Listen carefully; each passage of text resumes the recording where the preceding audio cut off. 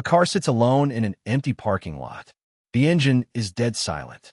Inside, a man grips the steering wheel with white knuckles, his breath fogging the window. His hands tremble uncontrollably. 3 weeks on the road has brought him to this moment, to the middle of nowhere at 2 in the morning with a dead battery and a dying soul. Flash. He sees himself standing before thousands, preaching with authority, wearing the collar that once defined his entire existence. Flash. The phone call that shattered everything. Racing through hospital corridors, heart pounding, his world collapsing with every step. Flash. His daughter Katie, surrounded by machines, unconscious. His wife Jennifer's hand in his, both of them drowning in fear and helplessness. Flash. Michael tearing off his pastoral collar in rage, throwing it across his office, questioning everything he ever believed, everything he ever preached. Michael slams his fist against the steering wheel. Once, twice, 3 times. The pain in his knuckles is nothing compared to the pain tearing through his chest. Through the fog glass, he sees a single light in the distance. A small diner, glowing like a lighthouse in the overwhelming darkness that surrounds him. Margaret's Diner. Michael has never heard of it, never been to this place before. But somehow, it feels like exactly where he is supposed to be. Inside, an elderly woman wipes down the counter with slow, peaceful movements. She doesn't know yet that a broken man is about to walk through her door and change both their lives. Michael stares at the warm light spilling from the windows. Part of him wants to start the car and keep running, but he can't run anymore. There's nowhere left to go. His phone sits in the passenger seat, screen dark and accusing. 147 missed calls. He turned it off 2 weeks ago because he couldn't bear to hear Jennifer's voice asking where he was. Flash. Jennifer finding his note at dawn. For words that destroyed her heart. I need time. Forgive me.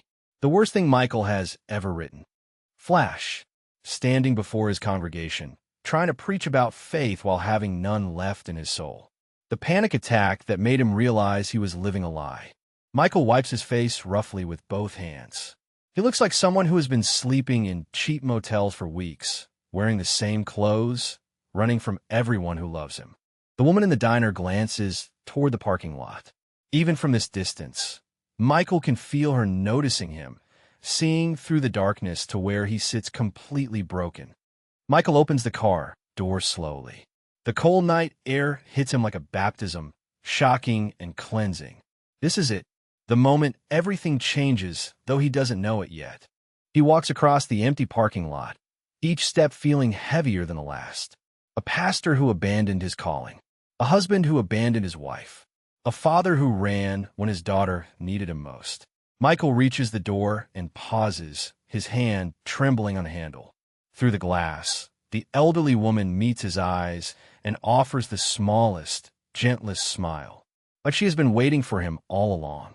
The bell above the door chimes softly as he pushes it open. Michael doesn't know it yet, but this stranger is about to ask him the one question he has been running from for 3 weeks. And her answer will change everything he thought he knew. Before we continue this story, tell us where you're watching from. Have you ever felt like running away from everything? Drop a comment below. And if this story is already pulling at your heart, hit that like button and subscribe, because what happens next in this diner will restore your faith and second chances. For weeks earlier, Michael Anderson sat in his spacious church office, preparing a sermon on unwavering faith. His desk was perfectly organized, his calendar filled with speaking engagements and counseling sessions. He was Pastor Michael Anderson, a man who had built a ministry reaching thousands every Sunday, who wrote books on faith through trials, respected and admired throughout the community. The afternoon sun streamed through his window, casting warm light across his open Bible. Everything in his life felt purposeful and blessed. His phone sat beside him, silent and innocent, not yet the bearer of news that would shatter his entire world forever. Michael's phone rang with Jennifer's number. Her screaming voice made his blood run cold. Katie, accident. Hospital. Come now. 20 minutes later, his car screeched into the hospital parking lot. He ran, heart hammering, mind screaming prayers.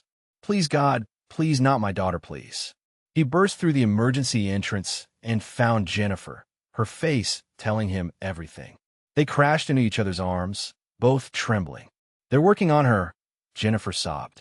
There was so much blood. The car is destroyed.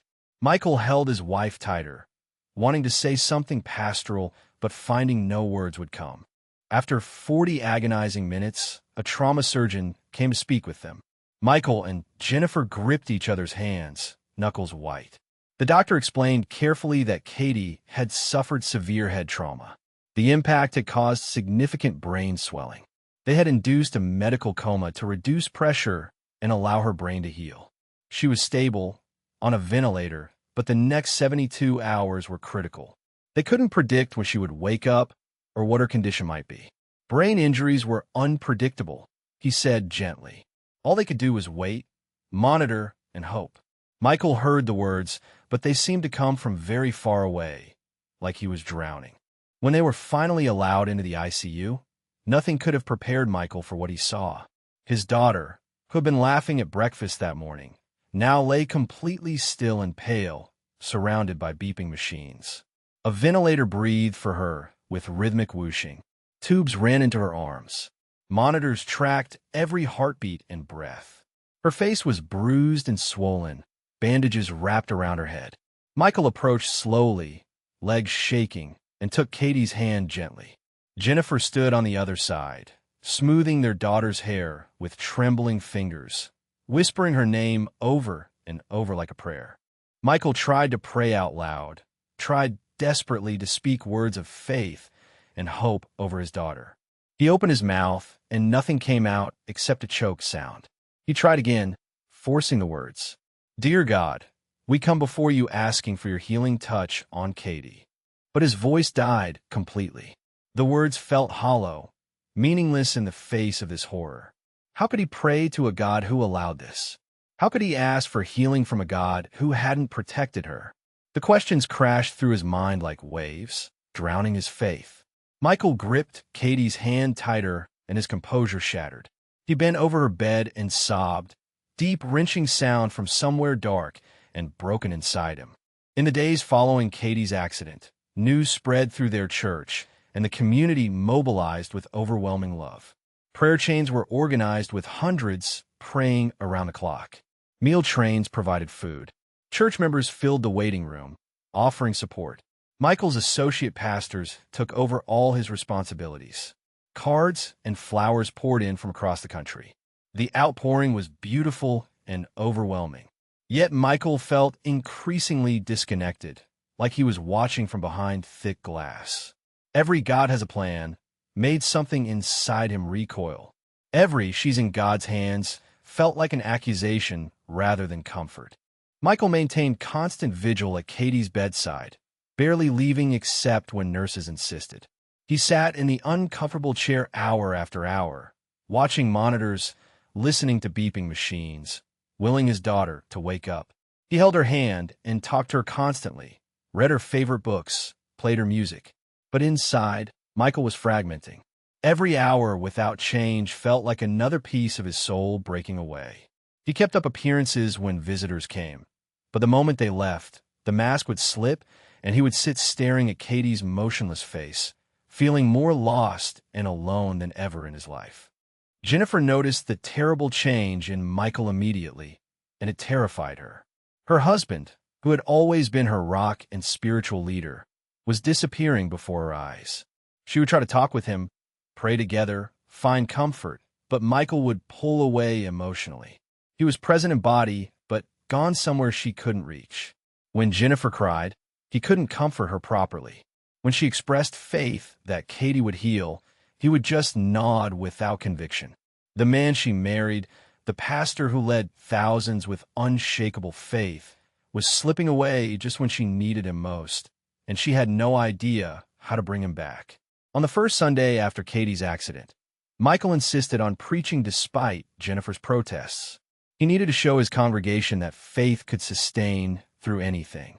He stood at the pulpit, looking out at thousands of concerned faces wearing Praying for Katie shirts, feeling their love pressing in on him.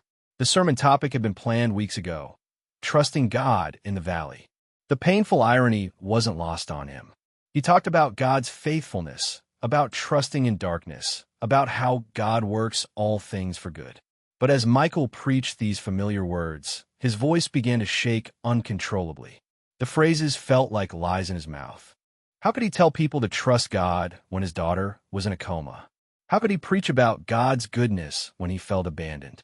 Halfway through, Michael's voice cracked completely, and he had to stop, gripping the pulpit, knuckles white. The sanctuary fell silent, thousands watching their pastor struggle. He forced himself to continue mechanically, but his voice was hollow. When it ended, people surrounded him with encouragement, promising prayer, assuring him God would heal Katie. Michael smiled and thanked them, but inside felt nothing except the growing conviction he was a fraud. Days turned into weeks. Katie remained unchanged. Michael prayed constantly, but felt his prayers bouncing off the ceiling. Jennifer found strength in community, but Michael felt increasingly isolated. With every day of no improvement, he felt himself losing the faith he'd spent his whole life building. Michael stood at the pulpit on Sunday morning, 3 weeks after Katie's accident. He was preaching about unwavering faith, about trusting God no matter the circumstances. The words came out mechanically, phrases he'd spoken 1,000 times. But as he looked out at the thousands of faces watching him expectantly, waiting for their pastor to guide them, something inside him began to crack. His heart started racing. His palms grew sweaty. The sanctuary felt like it was spinning. He could see people leaning forward, concerned expressions appearing as they noticed something was wrong. His breathing became rapid and shallow. A full panic attack was taking hold right there in front of everyone. Michael stopped speaking mid-sentence. Just stopped. The silence in the massive sanctuary was deafening. Thousands of people sat frozen, watching their pastor stand there with a look of dawning horror on his face. The realization hit him like a freight train. He was a complete fraud. How could he stand here preaching about unwavering faith when his own faith had shattered? How could he tell people to trust God when he didn't anymore? He was lying to all of them, pretending to be the strong pastor they needed while dying inside. He saw church elders exchanging worried glances. He saw families, elderly saints, young couples, all looking at him with concern. They trusted him. They believed he had answers. But he had nothing. He was empty, hollow. Michael somehow forced himself to speak again, improvising a rushed, incoherent conclusion that made no sense. "Let us pray," he said, his voice shaking badly. He mumbled a brief prayer, said a hasty amen, and walked off the stage without the usual closing remarks or altar call. He heard the worship leader scrambling to start a song to cover the awkward ending. Michael walked quickly toward the backstage area, legs threatening to give out beneath him. He could feel hundreds of eyes on his back, could sense the confusion rippling through the congregation. He'd never ended a service like that in 20 years of ministry. Never. He'd just publicly fallen apart in front of his entire church. The moment Michael reached backstage, he was surrounded by church elders and staff. "Michael, are you okay? What happened out there? Do you need a doctor? Should we cancel evening service?" Questions came from all directions, voices overlapping, everyone looking concerned and confused. The head elder, Robert, put a hand on his shoulder. "Brother, I think you need to take some real time off. Let's handle things. You're carrying too much with Katie's situation. We all understand." But they didn't understand. They thought this was about stress and exhaustion. They had no idea their pastor had lost his faith entirely. Michael mumbled something about needing rest and pushed through them, desperate to escape. Michael drove home in a daze and found Jennifer waiting in the kitchen. She'd left Katie's bedside after getting calls from multiple church members about what happened during the service. She looked exhausted, dark circles under her eyes from weeks of hospital vigils. "Michael, everyone's calling asking if you're okay. What happened at church?" Her voice was gentle, but he heard the underlying fear. She could see him falling apart. She stepped closer, trying to take his hand. "Talk to me, please. I know this is hard, but we need to face this together. We can't fall apart separately." Something inside Michael snapped. The frustration and anger he'd been suppressing came pouring out. For the first time in their 20-year marriage, Michael raised his voice at Jennifer. "Face it together? How?" he shouted, tears streaming. "How am I supposed to keep preaching? Keep counseling people? Keep pretending I have answers? How can I preach about a loving God who took our daughter from us?" His voice cracked with anguish. What kind of God lets a 16-year-old girl lie in a coma for 3 weeks? Where's the love in that? Where's the plan? Jennifer was crying now, too, but her voice stayed steady. "Michael, I lost Katie, too. She's my daughter. I'm terrified every day, but I haven't lost God. We need him now more than ever. Our faith is all we have." Jennifer's words, meant to comfort, only made Michael feel more isolated and alone. How could she still believe so easily when he felt nothing but emptiness? "You haven't lost God?" he said bitterly. "Well, good for you, Jennifer. I'm glad your faith is so strong. Mine is gone, completely gone." He turned away from her, unable to look at her face, at the pain and shock written there. She reached for him, but he pulled away. "Michael, please don't shut me out," she whispered. But he was already shutting down, already planning his escape. He couldn't be what she needed. He couldn't be what anyone needed anymore. That night, unable to sleep, Michael sat alone and opened his phone. He scrolled through old text messages from Katie. "Dad, my play is this Thursday at 7 p.m. Can you come?" He'd responded that he had a church board meeting. "Dad, my volleyball game is Saturday morning. Will you be there?" He'd been preparing for a conference. "Dad, can we have dinner together? Just us." He'd been too busy with counseling appointments. Message after message, Katie asking for his time, his presence. And he'd given her excuses instead, choosing church over his daughter again and again. The guilt crashed over him like a tidal wave, drowning him. He'd failed her. He'd been too busy serving God to be there for his own daughter. At 3 a.m, Michael stood and ripped off his pastoral collar violently, throwing it to the floor. 20 years of ministry, rejected in one moment. With shaking hands, he wrote a note. "Jennifer, I need time. I can't be what everyone needs. I have to go. Forgive me. Michael." The words were vague, cowardly, insufficient, but it was all he could manage. He packed a small bag with clothes, took his wallet and phone. At 4 a.m, he placed a note on the kitchen table where Jennifer would find it when she returned from the hospital. He looked around his house one last time, then walked out the door, abandoning everything. Michael drove away in the pre-dawn darkness, leaving behind his home, his church, his wife, his daughter in a coma. Hours later, Jennifer came home from the hospital and found the note. Her scream of anguish echoed through the empty house. She was now dealing with Katie fighting for her life and her husband abandoning them. She called the church elders in tears. Within hours, news spread through the congregation like wildfire. Pastor Michael Anderson had disappeared.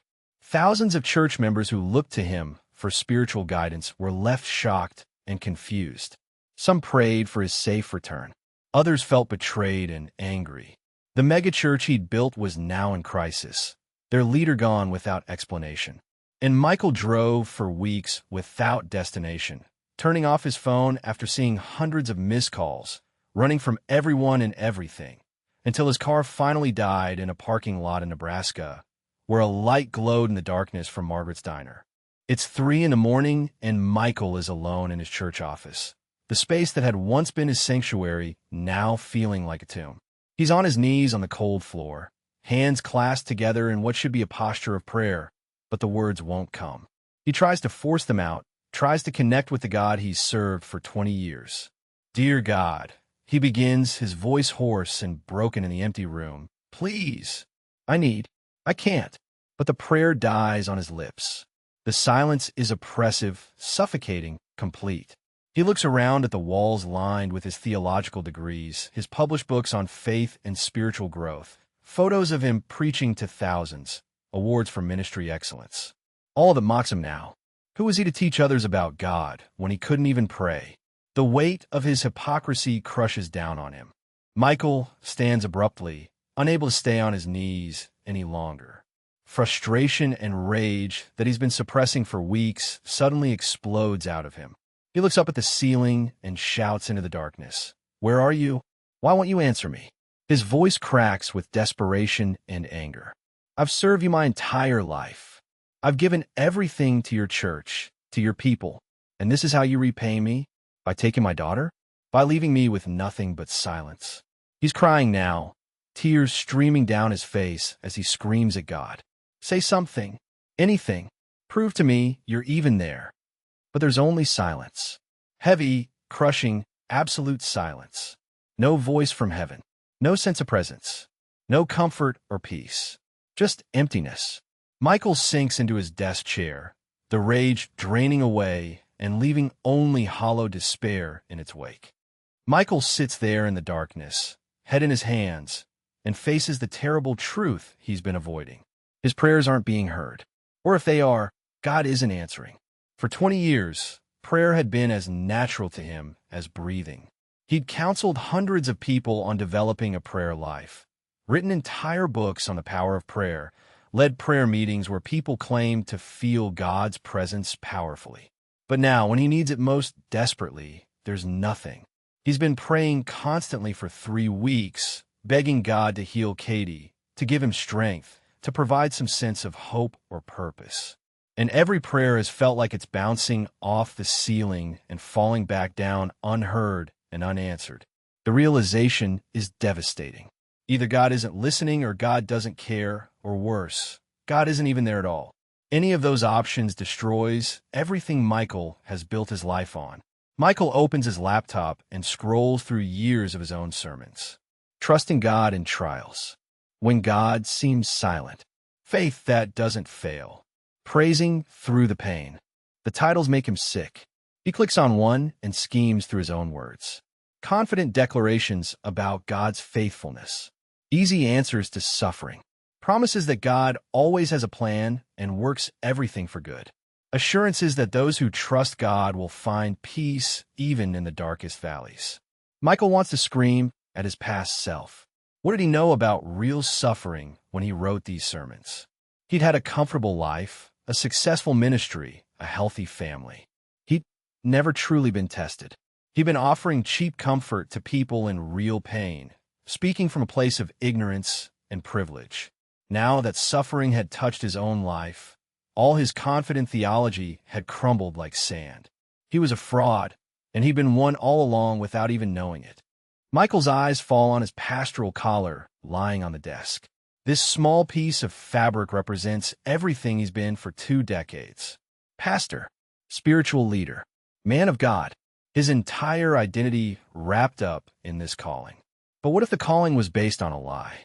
What if he'd never really known God at all, just had an intellectual understanding and emotional experiences he'd mistaken for real faith?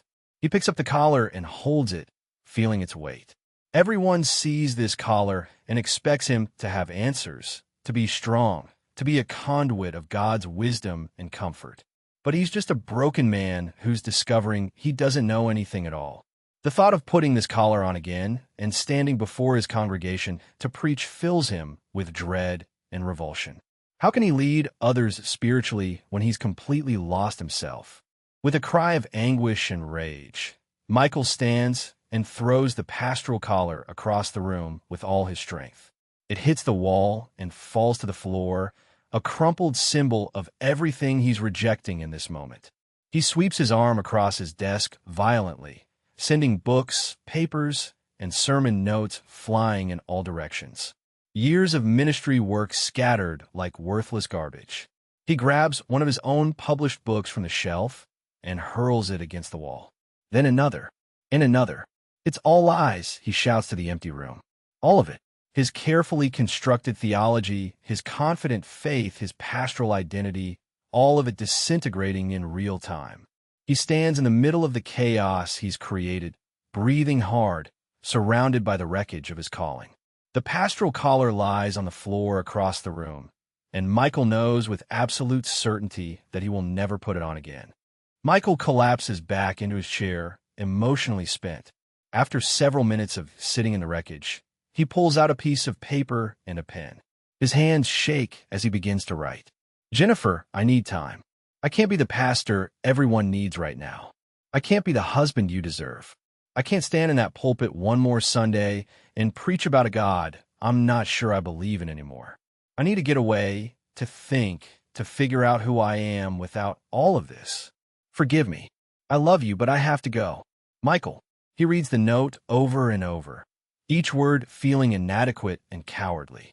This will destroy Jennifer. She's already dealing with Katie in a coma, and now he's abandoning her too. The church will be devastated, confused, angry. Thousands of people will feel betrayed. But he can't stay. The weight of pretending is killing him. At 4 a.m, Michael moves quietly through his dark house like a ghost. He throws some clothes into a small duffel bag, grabs his wallet, his phone, some cash from the drawer. He leaves everything else, all the trappings and responsibilities of his life, as Pastor Michael Anderson. In the kitchen, he places the note on the table where Jennifer will find it when she comes home from her night shift at Katie's bedside. He stands there for a long moment, looking at the photos covering the refrigerator. Katie's school pictures showing her growing up through the years. Family vacation photos from happier times. Pictures of him and Jennifer on their wedding day, young and full of hope and faith. Those people in the photos feel like strangers now. He wants to feel something, grief or regret or love, but there's only numbness and a desperate, overwhelming need to run.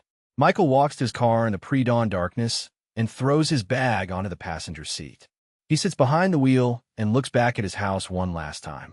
Inside those walls, his entire life waits for him. His marriage of 20 years, his calling to ministry, his reputation and identity. The church he built from nothing into a thriving community of thousands. All of it expecting him to come back, to fix everything, to be the strong leader and faithful husband everyone needs. But he can't. He's broken beyond his ability to repair. Michael starts the engine, and the sound seems impossibly loud in the quiet neighborhood. His hand trembles on the gear shift. This is it, the moment of no return. If he backs out of this driveway, there's no going back. He'll be destroying everything he's worked for, everyone who depends on him. But he can't breathe anymore under the crushing weight of their expectations and his own shattered faith. Michael backs out of the driveway and drives away, leaving behind everything he's ever known. For weeks, he drives aimlessly through the American Midwest, no destination in mind, just putting miles between himself and the life he fled. Kansas, Colorado, Nebraska, endless highways and anonymous towns. He stops only for gas and cheap roadside motels where he sleeps fitfully when exhaustion overcomes him. His phone rings constantly until he turns it off completely after seeing the first 147 missed calls from Jennifer, from church staff, from friends. He can't face their voices, their questions, their disappointment and anger. He eats at forgettable diners, speaks to no one, exists in a fog of grief and guilt and rage. At night, in lonely motel rooms, he lies awake wondering who he is now, this man who abandoned his wife while their daughter fights for life, this pastor who lost his faith, this fraud who finally got exposed. 3 weeks of running brings him to a dark parking lot in Nebraska at 2 a.m, where his car finally dies.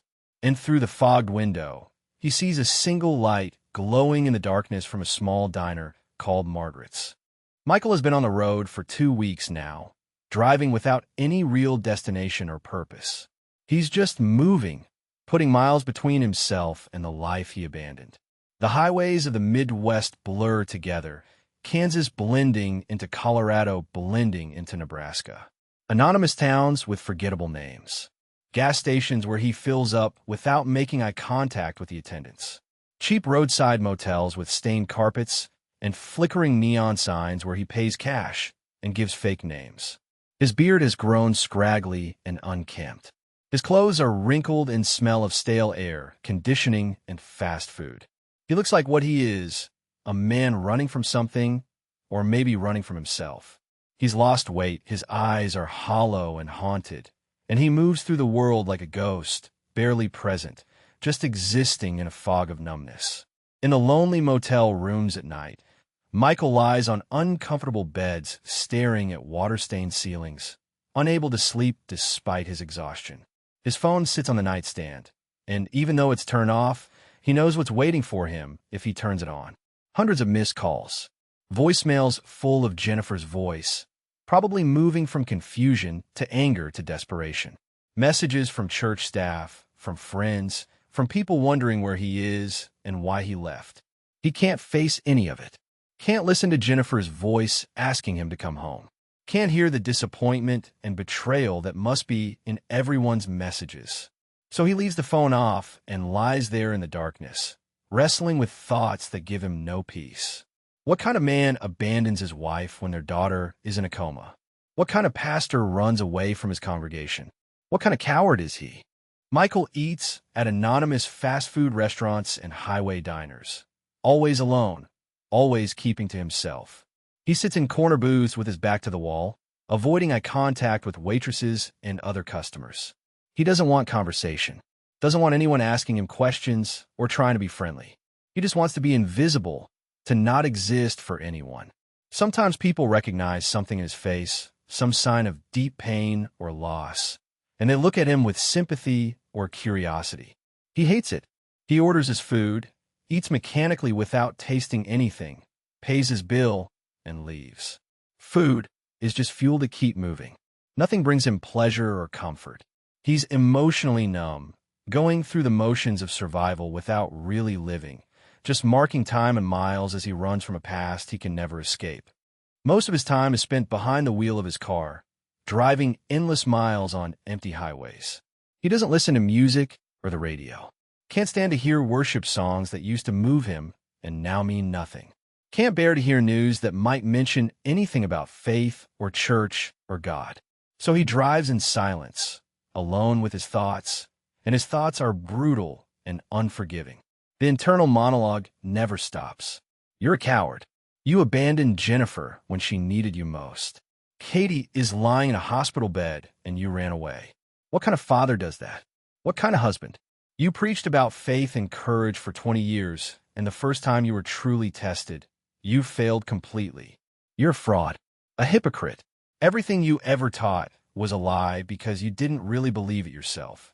You only believed when life was easy and comfortable. Michael drives through increasingly remote areas, rural highways with nothing but fields and sky for miles in every direction. Part of him knows that he's not running toward anything, just running away. But from what exactly? From the expectations of being Pastor Michael Anderson? From the unbearable pain of watching Katie in a coma? From Jennifer's faith that makes his lack of faith feel even more shameful? From a God who seems absent or indifferent? Maybe he's running from all of it. Or maybe he's just running from himself, from the man he's discovered he really is beneath the pastoral facade. The problem is, no matter how many miles he puts behind him, he can't escape himself. He carries his pain and guilt and doubt with him everywhere he goes. They're in the car with him, constant companions that never leave him alone. Michael stops at a gas station in a small Nebraska town as the sun is setting. He's been driving for 10 hours straight, and he's exhausted down to his bones. As he fills up his tank, an elderly attendant comes out and looks at him with concern. "You okay, son? You look like you've been through the ringer." Michael just nods, not trusting himself to speak. The man's kindness, even this small gesture, feels like too much. There's a good diner about 20 miles up the road if you need some food. Margaret's place. She'll take care of you. Michael nods again, pays for his gas, and gets back in his car. He sits there for a moment, gripping the steering wheel, fighting the urge to break down completely. He's so tired. Tired of running. Tired of thinking. Tired of the weight of his guilt and shame. But he doesn't know how to stop or where to go. So he starts the engine and keeps driving into the gathering darkness. It's after midnight when Michael realizes his car is having problems. The engine makes a strange sound, a kind of coughing sputter that makes his stomach drop. He's on a rural highway in Nebraska with nothing around him but darkness and empty fields. No other cars on the road. No lights visible anywhere except his own headlights cutting through the night. The car sputters again, losing power momentarily before catching again. Michael's exhausted mind tries to remember when he last had the car serviced. Months ago? Longer? He's been pushing it hard for 2 weeks, driving long hours, barely maintaining it. The engine coughs again, more violently this time, and the car jerks. Warning lights start appearing on the dashboard. Michael grips the wheel tighter, heart rate increasing. Not now. Not here, in the middle of nowhere in the dead of night. Come on, he mutters to the car. Just a little further. Don't die on me now. The car makes a final, terminal sound, and the engine dies completely. Michael manages to coast into a parking lot before it stops entirely. He tries to restart it, turning the key again and again, but there's nothing. Just clicking sounds and dashboard lights that flicker and fade. The battery is dead. Or maybe something worse. Michael sits there in the sudden silence. The only sound is his own breathing and the ticking of the cooling engine. He's stranded, in the middle of nowhere. At 2 a.m. He should feel panic or frustration, but instead he just feels numb acceptance. Of course this happened. Of course his car died, just like everything else in his life has died. It's almost fitting. He slumps forward, resting his forehead against the steering wheel, and closes his eyes. He's hit rock bottom. There's nowhere lower to fall. After several minutes of sitting there in defeat, Michael lifts his head and wipes the fog from his car window with his sleeve. That's when he sees it, a light in the distance. A single warm glow in the surrounding darkness like a beacon. He blinks, making sure he's not imagining it. No, it's real. Some kind of building with lights on despite the late hour. He could just make out a neon sign. A diner, maybe. Through the window, he can see a figure moving inside. Someone cleaning or working. The sight of that light, that sign of human presence in this lonely darkness, stirs something in Michael's chest. Not quite hope, but maybe the faintest possibility that he's not completely alone. He's run out of options anyway. His car is dead. His phone is off. He's stranded in the middle of nowhere. That lit diner is his only choice. Michael opens his car, doors slowly, and steps out into the cold night air. The chill hits him immediately, cutting through his jacket, but he barely notices. His legs are stiff from hours of driving, and he has to steady himself against the car for a moment. He looks at the diner again. Margaret's Diner. The sign says, the letters glowing warm and inviting against the darkness. He doesn't know it yet, but this moment, this breakdown, this random diner in the middle of Nebraska is exactly where he was meant to end up. Sometimes you have to hit absolute rock bottom, have everything stripped away before you can start to rebuild. Michael closes his car door and begins walking across the empty parking lot toward the light. Each step feels heavy, like he's walking through water, but he keeps moving. He doesn't know what he'll find in that diner or what will happen next. He just knows he can't sit in his dead car in the darkness anymore. So he walks toward the only light he can see, a broken man taking one step and then another towards something he can't yet name. Michael walks across the empty parking lot toward the diner, his breath visible in the cold night air. As he gets closer, he can see it's a classic small-town establishment, the kind that's probably been here for decades. The neon sign reads Margaret's Diner in faded letters that still glow warmly against the darkness. Through the large windows, he can see the interior is simple, clean, and Ackle heater, with red vinyl booths and a long counter with chrome trim stools. The whole place is completely empty except for one person, an elderly woman with short silver gray hair who's wiping down the counter with slow, methodical movements. She's wearing a simple apron and moves with the practiced ease of someone who's done this work for years. Michael stands just outside the door for a moment, suddenly feeling like an intruder about to disturb her peaceful solitude. But he has nowhere else to go. Michael pushes open the door, and a small bell chimes softly above his head. The warmth hits him immediately, such a stark contrast to the cold darkness outside. The smell of fresh coffee fills his senses. Margaret looks up from behind the counter, and her face shows no surprise at seeing a disheveled stranger walk into her diner at 2 a.m.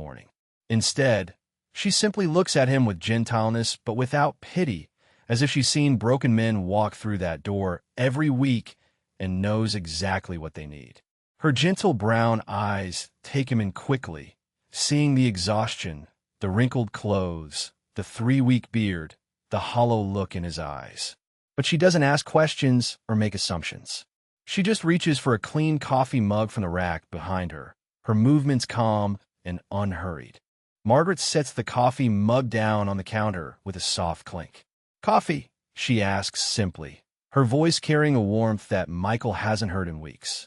Michael nods wordlessly and moves toward the counter, sliding onto one of the red vinyl stools. As Margaret pours the coffee with practiced ease, the steam rises between them. Michael wraps his hands around the warm mug, feeling the heat seep into his cold fingers.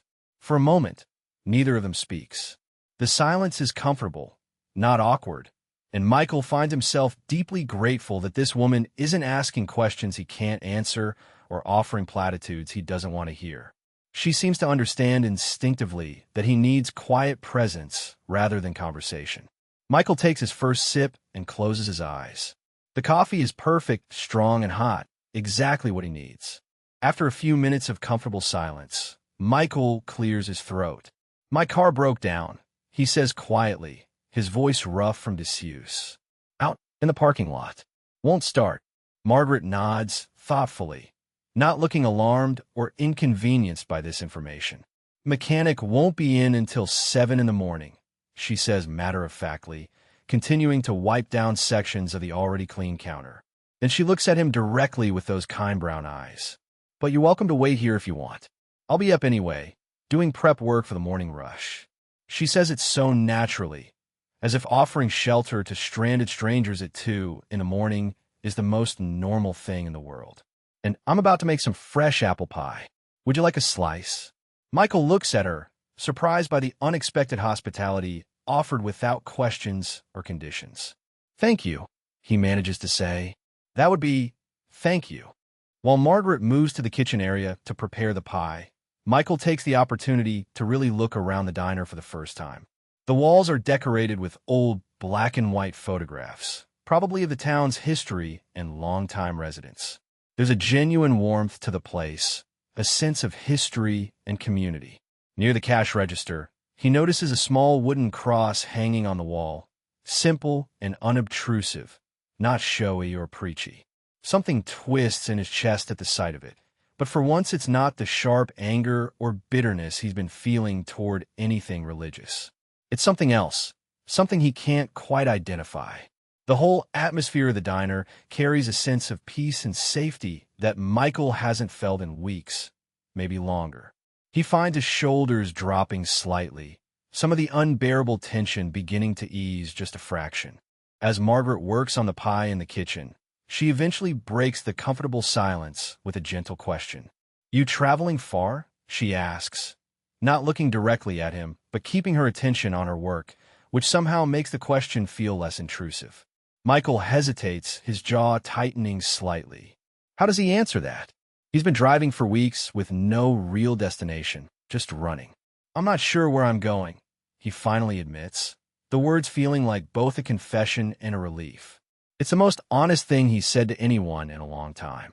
Margaret nods, as if this answer makes perfect sense to her, as if she's heard similar admissions from other lost travelers who've found their way to her diner. She doesn't press him for more details or look at him with judgment. She just continues her work with those calm, steady movements. The conversation begins to flow more naturally as Margaret talks about the diner, about the small town they're in, about how she's come to appreciate the simplicity of this life. She doesn't ask Michael about his story or push him to share anything he's not ready to talk about. Instead, she just talks about ordinary things in her calm, gentle voice. How she's run this diner for 30 years. How she knows most of the regulars by name and their usual orders. How she finds peace in the routine of making coffee and pie and serving people who need a warm meal and a friendly face. Michael finds himself actually listening, actually present in the moment rather than trapped in his own spiraling thoughts. For the first time in weeks, maybe months, he feels some of the crushing weight on his chest beginning to lift just slightly. He's not okay, not even close, but sitting in this warm diner listening to this kind woman talk about simple things, he feels almost human again. Margaret brings the slice of fresh apple pie to the counter and places it in front of Michael. Steam rises gently from the golden, flaky crust, and the smell of cinnamon and baked apples fills the air around him. He stares at it for a moment, this simple offering given freely without expectation or judgment. "Thank you," he says quietly, and the words carry more weight than they should for just a slice of pie. But it's not really about the pie, is it? It's about being seen as a human being rather than a pastor or a failure or a fraud. It's about receiving kindness without having to earn it or explain himself. Margaret just nods and goes back to her work, giving him space to eat without hovering or watching. Michael picks up the fork and takes a bite. The pie is perfect, warm and sweet, made with obvious care and skill. He has to close his eyes for a moment, as unexpected emotion threatens to overwhelm him. Michael is halfway through the slice of pie when Margaret speaks again, her voice still gentle, but carrying a weight that makes him look up. "So," she says quietly, meeting his eyes directly for the first time, "are you running from something or looking for something?" The question hits Michael like a physical blow. It's so simple, so direct, cutting through all his defenses and avoiding straight to the heart of everything. He opens his mouth to answer, to give some vague response that doesn't reveal anything real, but no words come out. His throat tightens, and his eyes suddenly fill with tears that he's been holding back for weeks. He's running. Of course he's running. Running from his failed faith, from his broken family, from his responsibilities, from himself. But is he looking for something? He doesn't even know. He can't answer a question because he doesn't have an answer. Michael just sits there, fork frozen halfway to his mouth, tears threatening to spill over, completely undone by this stranger's simple question. Margaret sees the tears in Michael's eyes, sees how her question has shaken him, but she doesn't apologize or try to take it back. She also doesn't push him to answer or fill the silence with empty platitudes. Instead, she simply reaches over and gently pushes the plate of pie a little closer to him, her weathered hand moving with such tenderness that it almost breaks Michael completely. "Eat first," she says softly, her voice carrying a wisdom that comes from years of living and suffering and surviving. The hard questions can wait. Then she moves away, giving him physical and emotional space, going back to her work, wiping down the counter, as if she hasn't just asked the most penetrating question anyone has asked him in weeks. Michael sits there for a long moment, staring at the pie through blurred vision, feeling the weight of her kindness, her patience, her refusal to demand anything from him. Slowly, he picks up the fork again and takes another bite, and this time a single tear does escape and roll down his cheek. He wipes it away quickly, but Margaret has already seen it, and in her gentle brown eyes, he sees only understanding and compassion, no judgment at all. Michael wakes slowly, disoriented and confused about where he is. He's lying in one of the diner booths, and someone has covered him with a warm, soft blanket. Sunlight is streaming through the windows, bright and cheerful, so different from the darkness of last night. The smell of fresh coffee and bacon cooking fills the air. He sits up carefully, his back aching from sleeping on the vinyl booth seat, and sees Margaret moving around the kitchen area, preparing the diner for opening. She's humming softly to herself, a hymn he recognizes but can't name, her movements practiced and efficient. Michael realizes he must have fallen asleep at some point during the night, exhausted beyond his ability to stay awake any longer. And Margaret, this kind stranger, had simply covered him with a blanket and let him rest without disturbing him or asking questions. Margaret notices he's awake and looks over with that same gentle smile. "Good morning," she says simply, as if it's perfectly normal to have a stranger sleeping in her diner. "Coffee." Without waiting for an answer, she pours him a fresh cup and brings it over to the booth, along with a plate of bacon, eggs, and toast. "I figured you could use a proper breakfast," she says, setting the plate down in front of him. Michael stares at the food, then looks up at her. "I can't keep taking your food without paying," he says, his voice still rough with sleep. "You've already been too kind." Margaret waves her hand dismissively. "On the house. You needed rest, and you need food. Simple as that." She heads back to the kitchen, not making a big deal out of her generosity. Michael looks down at the plate, and his throat tightens with unexpected emotion. When was the last time someone simply took care of him without wanting anything in return? Michael eats the breakfast slowly, and it's one of the best meals he's had in weeks, probably because it's the first food he's actually tasted rather than mechanically consumed. As he eats, other customers begin trickling into the diner for the morning rush. Local people, clearly regulars, who greet Margaret by name and exchange friendly banter with her. "Morning, Margaret. The usual, sweetheart. How's that grandson of yours doing?" Michael watches these interactions from his booth, observing the easy familiarity and genuine affection between Margaret and her customers. This is a real community, he realizes, not the large, somewhat impersonal congregation he'd been leading. These people know each other deeply, care about each other's lives. Margaret knows their names, their families, their struggles. She serves them coffee and food, but also provides something deeper, a kind of ministry through simple presence and care. Michael continues watching Margaret as she moves from table to table, refilling coffee, taking orders, chatting with customers. There's an elderly man sitting alone at the counter, and Margaret spends extra time talking with him, asking about his health, whether he's been taking his medications. There's a young mother with 2 small children in a booth, looking exhausted, and Margaret brings the kids coloring books and crayons without being asked. There's a farmer who looks worried, and Margaret touches his shoulder gently, asks if everything's okay with a tone that invites confidence. Michael realizes he's witnessing a kind of ministry he'd forgotten existed or maybe never truly understood. Margaret isn't preaching sermons or leading worship services. She's just showing up, day after day, serving people with genuine love and attention. She remembers their names and their lives. She notices when they're struggling. She offers comfort through presence and practical help, not through theological answers or spiritual platitudes. Michael finishes his breakfast and moves from the booth to sit at the counter, not quite ready to leave this warm space yet. An older man, probably in his early 70s with weathered skin and piercing gray eyes, sits down on the stool next to him. The man has the bearing of someone who's lived a hard life but survived it, dignified despite his worn clothes and work-calloused hands. "Morning," the man says to Michael with a nod, his voice gravelly but friendly. "Haven't seen you around here before. Just passing through." Michael nods, not sure how much to say. "Car broke down last night," he offers, waiting for the mechanic. The older man grunts in understanding. "That'll be Joe. Good man.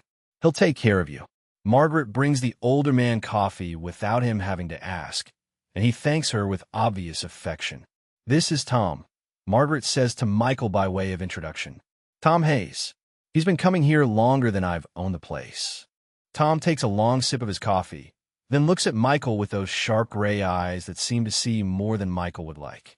"You've got the look," Tom says simply. Michael tenses. "What look?" Tom gestures vaguely with his coffee cup. The look of a man carrying something heavy. Something he's been running from or running toward. Can't quite tell which. His directness is startling, but not unkind. There's no judgment in his voice, just observation. Michael feels defensive, but also strangely curious. "You a psychologist?" he asks, trying to deflect. Tom laughs, a short bark of amusement. "Hell no. Just an old man who's been around long enough to recognize pain when I see it. Vietnam Vet. Seen plenty of men with that same look in their eyes. Some of them in the mirror." He takes another sip of coffee. "You don't have to talk about it if you don't want to. Just making an observation." There's a long silence between them, not uncomfortable but weighted. Then Tom speaks again, his voice quieter. "I came back from Vietnam completely lost," he says, staring into his coffee cup. "Didn't know who I was anymore, couldn't sleep without nightmares, couldn't connect with my family. Started drinking to numb it all out. Lost my wife, almost lost my kids, lost my job, lost my self-respect. Spent years at the bottom of a bottle." Michael finds himself listening despite his desire to remain closed off. "What changed?" he asks quietly. Tom looks at him. "Hit rock bottom, finally. Ended up in a VA hospital after a particularly bad bender. Met some other vets there who'd been through the same thing. They introduced me to a group, people who understood. And slowly, one day at a time, I found my way back. Found faith again, or maybe it found me. Point is, running from yourself don't work. I tried for years." He meets Michael's eyes directly. "Whatever you're carrying, friend, you can't outrun it. Trust me, I tried. Tom's words hit Michael like a punch to the chest. The problem with running is you always take yourself with you. It's exactly what Michael has been discovering over these weeks on the road. He's put hundreds of miles between himself and home, but he can't escape the pain, the guilt, the questions, the emptiness. It all comes with him riding in the passenger seat, keeping him awake at night, poisoning every moment.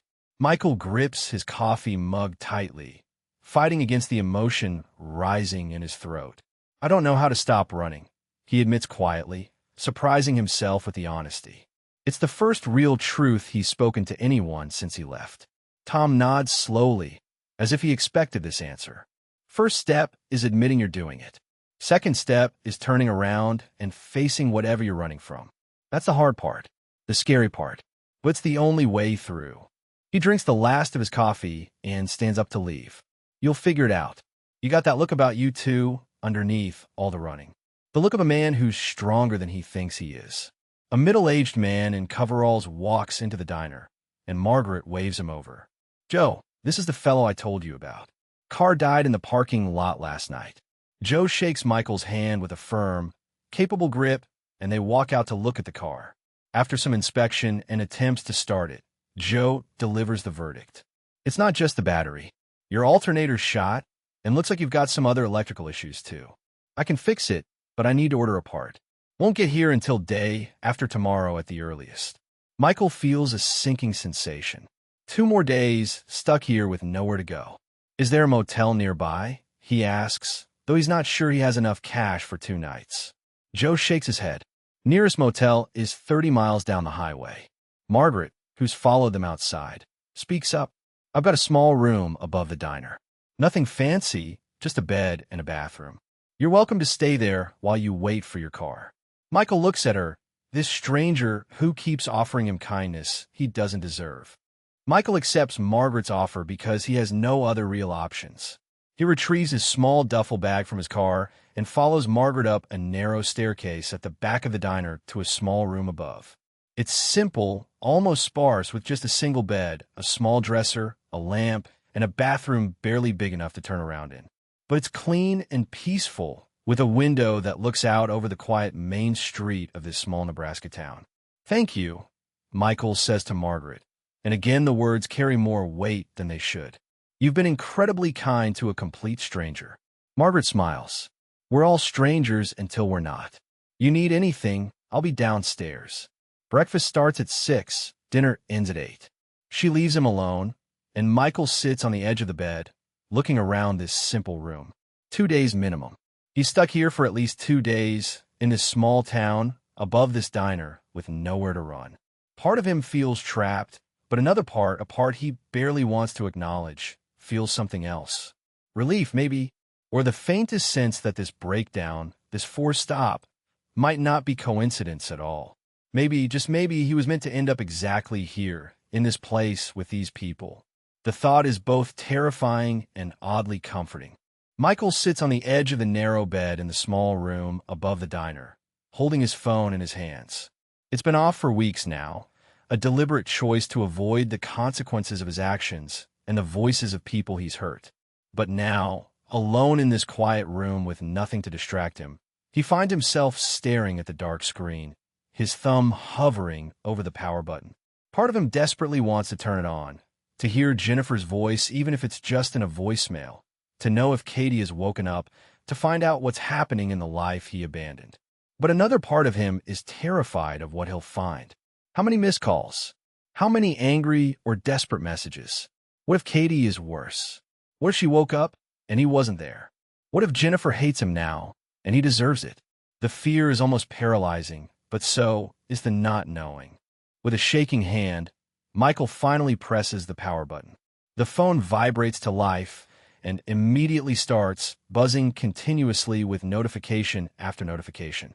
The screen lights up with numbers that make his stomach drop. 147 missed calls, 83 voicemails, over 200 text messages. The notifications keep coming, scrolling past too fast to read individual names, but he sees them. Jennifer, Jennifer, Jennifer, over and over. Church staff members, friends, elders, people from the congregation. The sheer volume of it is overwhelming, a tsunami of consequences he's been avoiding. Michael stares at the screen, his heart pounding, feeling physically sick. Each notification represents someone he's hurt, someone he's abandoned, someone who's been trying desperately to reach him while he ran away like a coward. The weight of what he's done crashes down on him with renewed force, making it hard to breathe. His hands shake so badly he almost drops the phone. Michael scrolls through the call log with trembling fingers, and Jennifer's name appears again and again and again. The timestamps tell a devastating story. In the first few days after he left, she called constantly, sometimes multiple times an hour. Then the frequency gradually decreased, calls becoming less frequent as days turned into weeks. The most recent call from her was 3 days ago. Michael can imagine exactly what happened, can picture Jennifer's emotional journey through these calls. The initial panic and confusion, calling repeatedly hoping he'd answer, hoping this was all a mistake. Then the fears setting in as he didn't respond. Then maybe anger mixed with desperation. Then eventually, perhaps, a terrible acceptance or resignation. Each unanswered call representing Jennifer dealing with Katie's coma alone, facing the church's questions alone, carrying the weight of everything alone because her husband abandoned her. The guilt is crushing, making Michael's chest feel like it's being compressed in a vice. Michael opens the voicemail with shaking hands and presses play on the first message from Jennifer. Her voice fills the small room, and it destroys him. "Michael, where are you?" Her voice is desperate, confused, on the edge of panic. "Your car is gone. You left a note saying you need time, but I don't understand. Please call me back. Please. Katie is still in the coma, and I'm so scared and I need you here. I need my husband. Whatever's happening, we can work through it together, but please don't do this. Please call me." Her voice breaks on the last words, and Michael can hear that she's crying. The message ends with a beep, and Michael sits there frozen, tears streaming down his face. That's his wife's voice, the woman he's loved for 20 years, begging him to come home, and he ignored it. He ran away and left her alone in the worst crisis of their lives. What kind of man does that? Michael forces himself to listen to more voicemails, each one a knife to his heart. Jennifer's voice changes as the days progress. The second message, the next day, "Michael, people are asking where you are. I don't know what to tell them. Please, just let me know you're safe. I'm so worried." Message 5, 3 days later. "The church wants to know if you're coming back. I don't have answers. Katie is still unconscious. I'm sitting here alone, and I don't understand why you left. Please." Message 12, a week in. "Michael, I'm angry now. I'm terrified and exhausted, and you just left. How could you do this? How could you leave when Katie is fighting for her life?" Her voice is sharp with pain and betrayal. Message 23, 2 weeks in. "I don't know if you're even listening to these. Maybe you've moved on. Maybe you don't care anymore. I have to believe you're alive because the alternative is too terrible to think about. But I'm losing you, and I don't know how to stop it." Her voice is flat, defeated, broken. Michael sobs openly, the phone pressed to his ear, listening to the woman he loves falling apart because of him. Between Jennifer's voicemails are messages from others, and Michael forces himself to listen to one from Robert, the head elder of his church.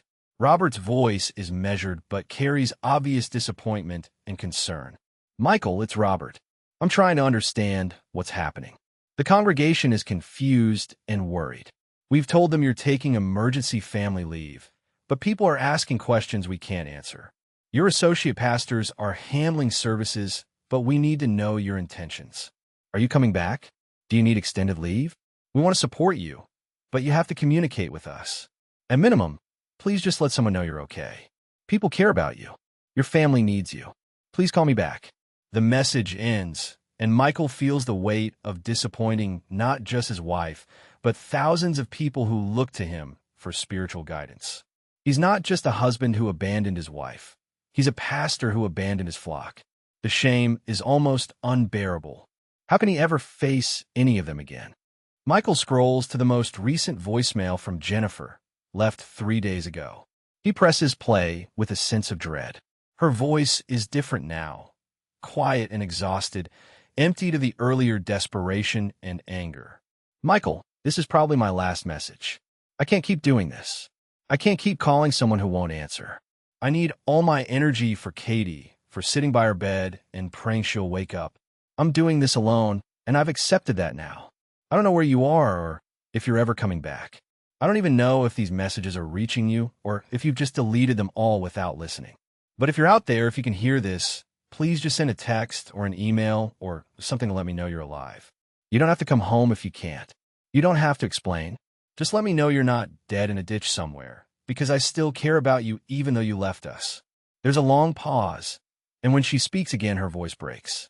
I still love you, Michael. I don't know if that matters anymore, but it's true. I hope you find whatever you're looking for. The message ends, and Michael's heart shatters completely. She still loves him. After everything he's done, she still loves him, and that somehow makes it all worse. Michael puts the phone down on the bed and completely breaks apart.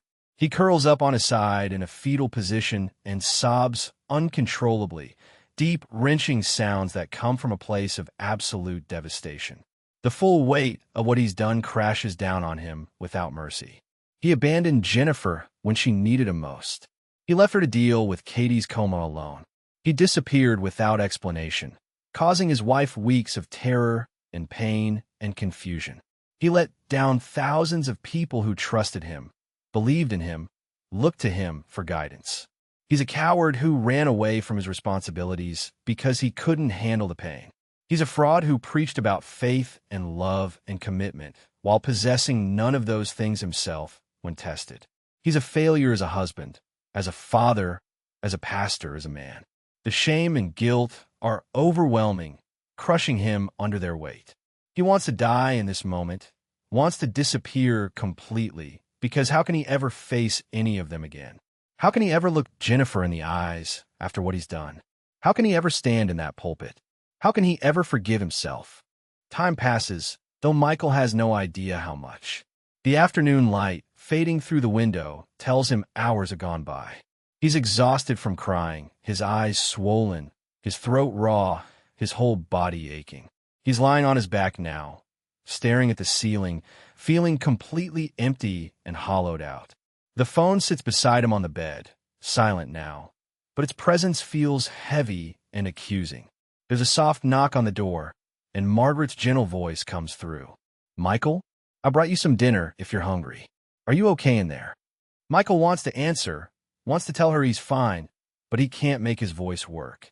He just lies there in silence, unable to move or respond. After a moment, he hears Margaret's footsteps moving away, and then the soft sound of a plate being set down outside his door. She doesn't push or demand. She just leaves the food and gives him space. Even this small kindness makes Michael's eyes fill with tears again. Night has fallen completely when Michael finally sits up in the darkness. His body feels heavy, like he's moving through water. He picks up the phone again and opens Jennifer's contact information. Her name on the screen. Her photo, taken 2 years ago at a church picnic, smiling and happy, her arm around his shoulders. That seems like a lifetime ago now, a different world, different people. Michael's thumb hovers over the call button. He should call her. He owes her at least that much. She deserves to know he's alive, that he's okay, or as okay as he can be. But what would he even say? How does he begin to explain or apologize for what he's done? I'm sorry I abandoned you when our daughter was in a coma. Seems grotesquely inadequate. Does he even have the right to call her now, after weeks of silence? Would hearing his voice hurt her more? Would it be selfish to reach out just to make himself feel less guilty? Michael sits there for a long time, phone in hand, thumb on the call button, wrestling with these questions. Finally, he puts the phone down without calling. He's not ready yet. He doesn't know what to say. He doesn't know if he can face her voice, her pain, the consequences of his actions.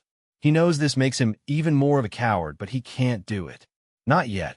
Maybe tomorrow. Maybe the next day. Or maybe never. He doesn't know anymore. The next morning, Michael comes downstairs to the diner looking like he hasn't slept at all, which is the truth.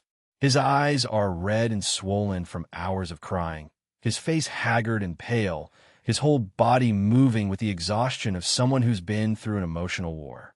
Margaret is behind the counter preparing for the morning rush, and she looks up when she hears his footsteps on the stairs.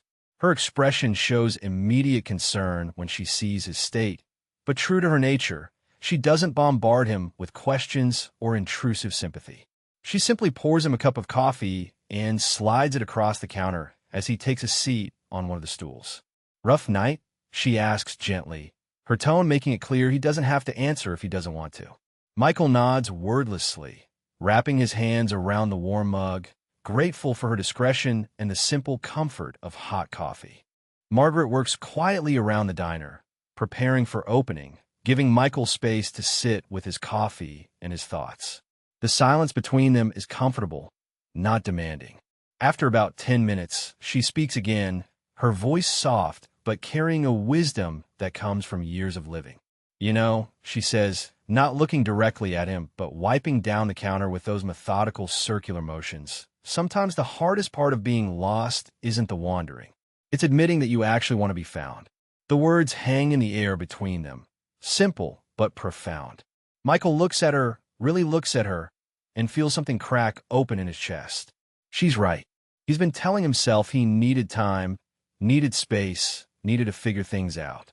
But the truth is he's been lost, desperately lost, and too proud or too scared to admit that he wants to go home, wants to be found, wants to stop running.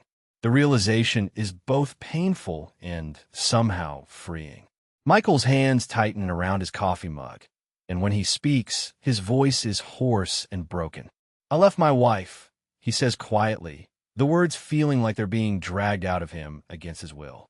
"Our daughter is in a coma, and I left my wife to deal with it alone." It's the first time he said it out loud to another person, admitted the full extent of what he's done, and hearing the words spoken makes it somehow more real and more terrible. Margaret doesn't gasp or express shock or judgment. She just continues wiping the counter, listening, giving him the space to continue. "I'm a pastor," Michael continues, his voice cracking.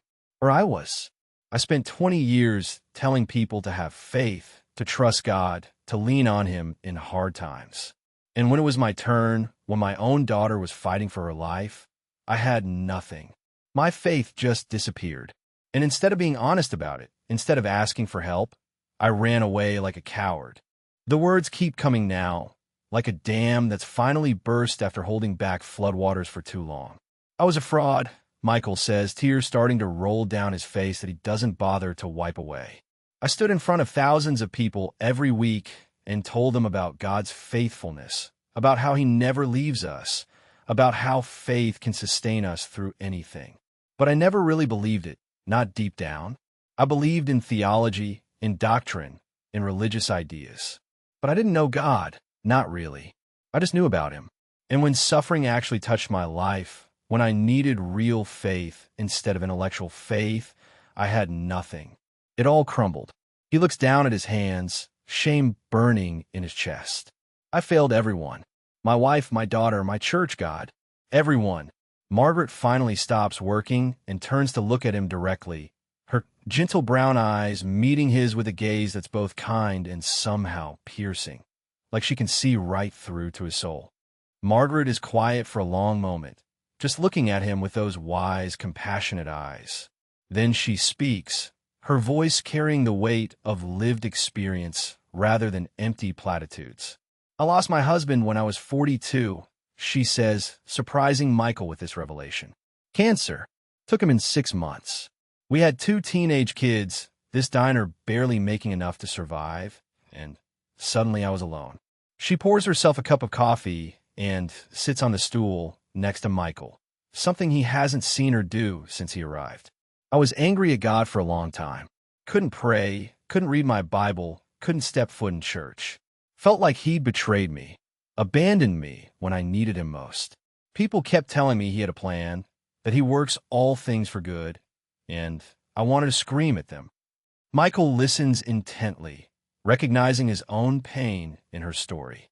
"So what changed?" he asks quietly. Margaret takes a sip of her coffee, considering her answer carefully. Margaret looks out the window at the quiet main street of this small town, her expression thoughtful and peaceful.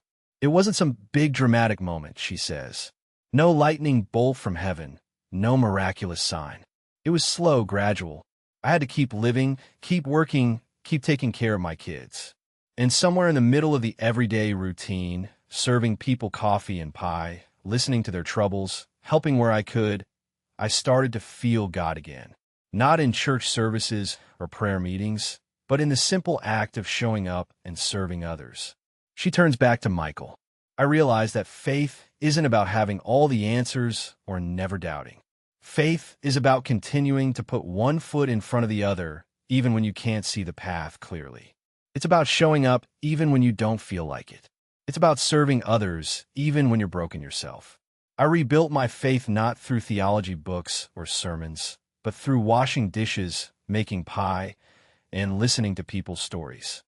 Margaret reaches over and places her weathered hand on top of Michael's, a gesture of connection and compassion. Running was human, she says, her voice gentle but firm. You were overwhelmed, in pain, lost. I understand that. But staying gone? That would be cowardly. Your wife is dealing with your daughter's coma alone because you chose to leave. She deserves better than that. Your daughter, when she wakes up, deserves to have her father there. Michael flinches at her words, but Margaret doesn't soften them. You can't undo what you've done. You can't take back the abandonment or the pain you've caused. But you can face it. You can go home, apologize, and try to make things right. It won't be easy. Your wife might not forgive you, at least not right away. The church might not want you back. But you owe them the truth and the apology. You owe Jennifer your presence, even if she rejects it. Her words are hard to hear, but Michael knows she's right. He's been so focused on his own pain that he forgot other people were suffering too, and his running only made their suffering worse. Michael looks at Margaret with desperate, haunted eyes. How do I go back? He asks, his voice breaking. How do I face Jennifer after what I've done? How do I stand in front of my congregation? How do I look my daughter in the eyes if she wakes up? I failed so completely. I don't know how to fix this. Margaret squeezes his hand gently. The same way you left, she says simply. One step at a time. You call your wife. You tell her you're sorry and you're coming home. You drive back. You face the consequences of your actions. You listen to her anger and her hurt without defending yourself. You apologize to your church leaders. You step down from your position if that's what's needed. You sit by her daughter's bedside and pray she forgives you when she wakes up. She pauses, her eyes holding his. Redemption is possible, Michael, but it requires facing what you've done, not running from it. It requires humility and honesty and the willingness to accept that some people might not forgive you, and that's their right. Michael wipes his eyes with the back of his hand. What about faith? He asks. What if I can't get it back? What if I'm still empty inside? How can I be a pastor without faith? Margaret considers this question carefully before answering. Maybe you don't need to get back the faith you had, she says thoughtfully. Maybe you need a different kind of faith. The faith you had before was intellectual, theoretical. You knew theology, but you didn't know suffering. Maybe now you need a faith that's messier, more honest, more human. A faith that includes doubt and questions and anger. A faith that's not about having all the answers, but about wrestling with God, even when he seems absent. She refills both their coffee cups. Some of the most faithful people I know are the ones who struggle the most, who question the most, who are honest about their doubts. Easy faith is shallow faith. Maybe this crisis is stripping away your shallow faith so you can build something deeper and more real. Hours pass. Margaret returns to her work, serving the lunch crowd, but she keeps glancing over at Michael with concerned, supportive looks. Michael sits at the counter, phone in his hands, Margaret's words echoing in his mind. Running was human, but staying gone would be cowardly. You owe them the truth and the apology. One step at a time. He opens Jennifer's contact on his phone and stares at her picture, her smiling face from happier times.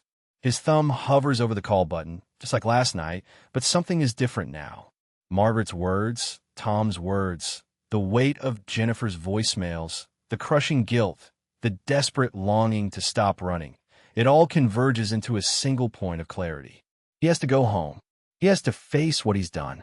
He has to try to make things right, even if it's too late, even if Jennifer can't forgive him. He owes her that much at least.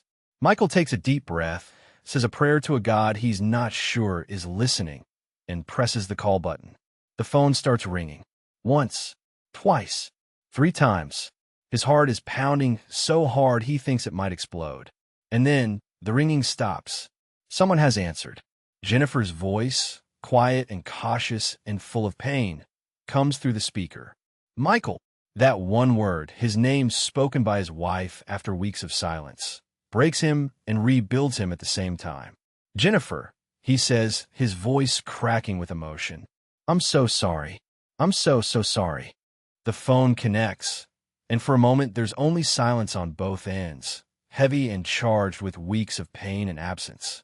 Michael sits at the diner counter, gripping the phone so tightly his knuckles are white, barely able to breathe. On the other end, Jennifer is sitting in Katie's hospital room beside their daughter's still form, and she's frozen in shock at hearing her husband's voice after weeks of terrible silence. Michael, she says again, her voice trembling, caught between hope and anger and disbelief. Is it really you? Where are you? Are you okay? The questions come tumbling out, and Michael can hear the complex mix of emotions in her voice. Relief that he's alive, fury that he disappeared, desperation for answers, love that somehow still exists despite everything. Michael's throat is so tight he can barely speak. I'm in Nebraska, he manages to say. A small town. My car broke down. Jennifer, I'm so sorry. I'm so sorry for everything. Jennifer's voice breaks completely, and Michael can hear that she's crying now, weeks of suppressed emotion finally finding release. Why, Michael? Why did you leave us? Why didn't you call? Do you have any idea what I've been going through? Her voice rises with anger and pain. Katie is in a coma, fighting for her life, and you just disappeared. I've been sitting here alone, day after day, night after night, praying she'll wake up, dealing with doctors and the church, and everyone asking where you are, and you were just gone. She's sobbing now, the words coming in gasps. I thought you might be dead. I thought maybe you'd had an accident, or hurt yourself, or I didn't know. And then I thought maybe you just didn't care anymore. Maybe you'd left us for good. How could you do this to me? How could you do this to Katie? Michael listens to every word, tears streaming down his own face, accepting the full weight of her pain and anger because he deserves it all and more. Michael doesn't try to defend himself or make excuses. He just speaks the truth as honestly as he can. I lost my faith, he says, his voice cracking with emotion. When Katie had the accident, when I was praying and nothing changed, when I had to stand in that pulpit and preach about God's faithfulness while our daughter was in a coma, something inside me just broke completely. I realized I didn't really believe what I'd been preaching for 20 years. And instead of being honest about it, instead of asking for help, I panicked and ran like a coward. He's sobbing now too, the words tumbling out between gasps. I'm not making excuses. There is no excuse for what I did. I abandoned you when you needed me most. I left you to deal with Katie's situation alone. I disappeared without explanation. I'm a coward and a failure, and I don't deserve your forgiveness. But I need you to know that I'm sorry, Jennifer. I'm so sorry. There's a long silence on the line, broken only by their shared crying. Michael can hear hospital sounds in the background, the beep of monitors, footsteps in the hallway, reminders that Jennifer has been living in that space while he's been running.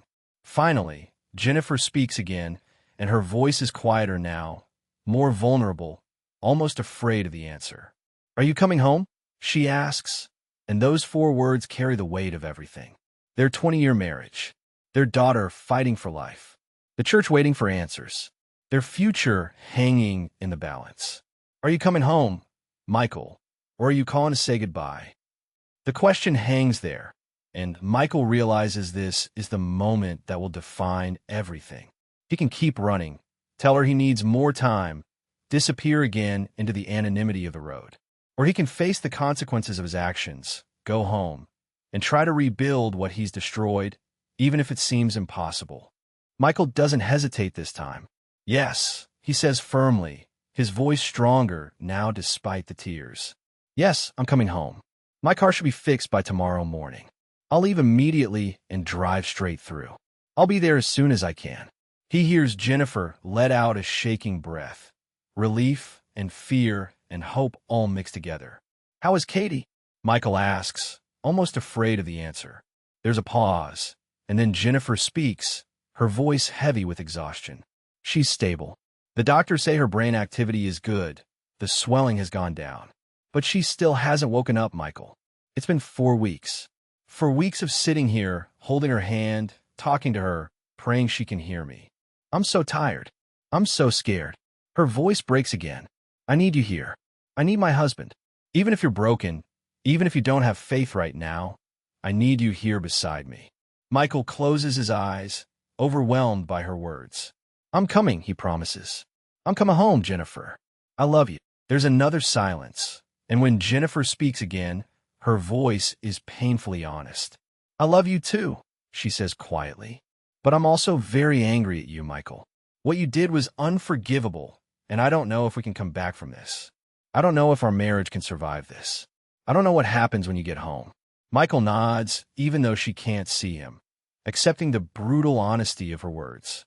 I know, he says. I know you're angry, and you have every right to be. I'm not expecting forgiveness. I'm not expecting things to go back to how they were. I just want to be there, to sit beside you at Katie's bedside, to face whatever consequences come. I'll do whatever it takes, Jennifer. Whatever you need from me. Jennifer is quiet for a moment, and Michael can hear her breathing, can imagine her sitting in that hospital room, processing everything. Just come home, she finally says. We'll figure out the rest when you get here. I will, Michael promises. I'm leaving first thing tomorrow morning. Tell Katie I'm coming. Tell her daddy's coming home. The call ends, and Michael sits there holding the phone, emotionally drained, but feeling something he hasn't felt in weeks. Purpose and direction. Margaret has been giving Michael privacy during the call, working at the far end of the diner, but now she approaches slowly and sits on the stool next to him. She doesn't ask what happened. She can see it written all over his face. You're going home, she says, and it's not a question. Michael nods, wiping his eyes with a napkin. Tomorrow morning, as soon as my car is fixed. I call my wife. I told her I'm coming back. Margaret's face breaks into a gentle smile, pride and warmth shining in her brown eyes. Good, she says simply. That took courage, Michael. Real courage. It's easier to keep running than to face what you've done. She pours him a fresh cup of coffee and brings him a slice of apple pie without asking. You're going to need your strength for the drive. Michael looks at this woman who's shown him more grace in 2 days than he deserves. This stranger who became a lifeline when he was drowning. Thank you, he says, and the words carry depths of meaning. For everything. For the food, the room, the wisdom, the kindness. You saved my life, Margaret. Margaret waves her hand dismissively, but her eyes are warm. I just made coffee and pie, she says. You're the one who did the hard work. You made the choice to face your mistakes instead of running forever. That takes real strength. She reaches over and squeezes his hand. The real work starts now, though. Going home is just the first step. You're going to have to face your wife's pain, your church's disappointment, your own guilt and shame. It's not going to be easy. Some people might not forgive you. Your marriage might not survive. You might lose your position at the church. Her honesty is brutal but necessary. But whatever happens, you'll face it with integrity and honesty. You'll show up and do the work. You'll be present for your daughter. That's what matters. She stands up to return to work. And Michael, your faith might come back, or it might not. But that's okay. God is big enough to handle your doubts and your anger. Sometimes the most honest prayer is admitting you don't believe anymore. Early the next morning, Michael's car is fixed and ready. He's settling the bill with Joe the mechanic when Margaret and Tom appear in the parking lot. They come to see him off, these two relative strangers who've become so important in his journey. Michael feels emotion rising in his throat as he looks at them. Thank you both, he says. I don't know what would have happened if I hadn't ended up here. You show me kindness I didn't deserve and truth I needed to hear. Tom steps forward and shakes his hand firmly. You got a long drive ahead of you, and an even longer road after that. But you're stronger than you think you are. Remember that when things get hard. Margaret pulls him into a brief hug, something she hasn't done before. Drive safe, she says. And remember, one step at a time. You don't have to fix everything at once. Just show up. She hands him a bag with sandwiches and coffee for the road. Call me when you get there. Let me know you arrived safely. Michael nods, unable to speak past the lump in his throat. Michael drives east toward home, toward his wife and daughter, toward the consequences of his actions and the possibility of redemption. The road ahead is long in every sense, but for the first time in weeks, he's moving towards something rather than away from it. At the same time, hundreds of miles away, Jennifer is sitting beside Katie's bed, holding her daughter's hand. "Katie, sweetheart," she says softly, tears running down her face. "Daddy called. He's coming home. He's on his way back to us." And then something miraculous happens. Katie's hand twitches in Jennifer's grasp. A small movement, but the first voluntary movement in 4 weeks. Jennifer gasps, gripping Katie's hand tighter. "Katie? Baby, can you hear me?" Katie's eyes flutter beneath her closed lids. The monitors show increased brain activity. Slowly, Katie's eyes begin to open, unfocused and confused but open. "Mom," Katie whispers, her voice barely audible after weeks of silence. Jennifer sobs with joy and relief, pressing the call button for the nurses while holding her daughter. "Yes, baby, I'm here. I'm right here.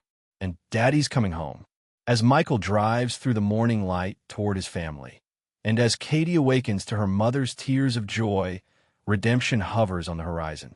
The road ahead will be difficult, full of hard conversations and painful rebuilding. But they're all moving toward each other now, toward healing and honesty and a kind of faith that's been tested by fire and emerged stronger for it. The journey isn't over. In many ways, it's just beginning. But for the first time in weeks, there's hope.